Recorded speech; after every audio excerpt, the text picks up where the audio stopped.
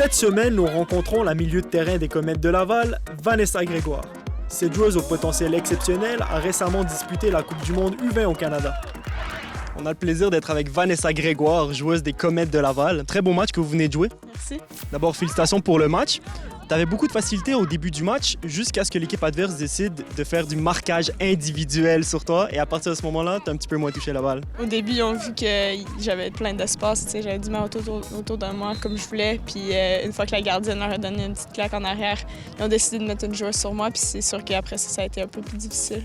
En 65 minutes de jeu, tu livres quand même 2 passes décisives. C'était toute la course, puis c'était l'effort des autres joueuses. Moi, il fallait juste mettre une passe vers l'avant, c'est tout. Vanessa, comment est-ce que tu te définis comme joueuse? Je dirais plutôt technique.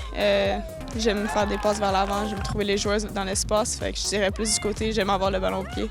On a parlé avec ta coach, Cindy Walsh. Elle nous a vanté tes qualités, mais elle nous a par contre dit que pour monter d'un palier, il fallait que tu muscles ton jeu, tu t'imposes un peu plus ton physique. Ouais, je dirais aussi que je suis d'accord. C'est sûr que c'est une de mes faiblesses. Il faut que je travaille sur ça. Je suis pas une grosse joueuse.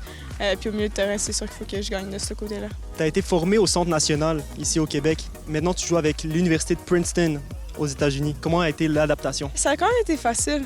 Parce que j'adore mon équipe aux États-Unis, alors ça a été facile, une bonne transition. Comment tu compares le style de jeu entre la NCAA et ce que tu connais d'ici?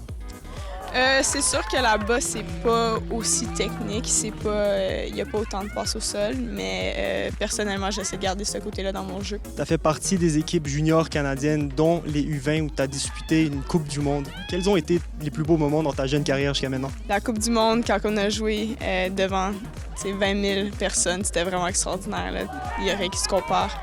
Il y avait, criait le Canada, puis c'était extraordinaire. Tu es à la porte de l'équipe nationale. Qu'est-ce qui te manque pour justement atteindre ce niveau? Je crois qu'il faut que je me pousse un peu plus du côté attaque. Défensivement, je garde toujours le milieu de terrain. Je suis une joueuse qui me voit quand même défensive, mais il faut que je crois que j'amène un peu plus à l'attaque.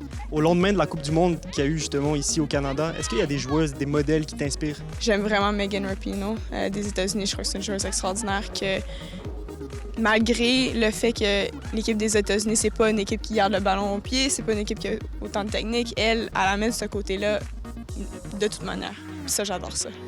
Il y a aussi l'équipe de la France. Chaque joueur sur leur équipe, ils ont de la technique, puis j'adore la façon qu'ils jouent. Et quels sont tes rêves, tes objectifs? Coupe du monde, olympique, être avec l'équipe senior, c'est toujours ça, puis gagner. À la fin de la journée, je veux gagner, moi. Vanessa, ça a été un plaisir. Merci beaucoup. Merci à vous. Vanessa Grégoire, une joueuse à surveiller.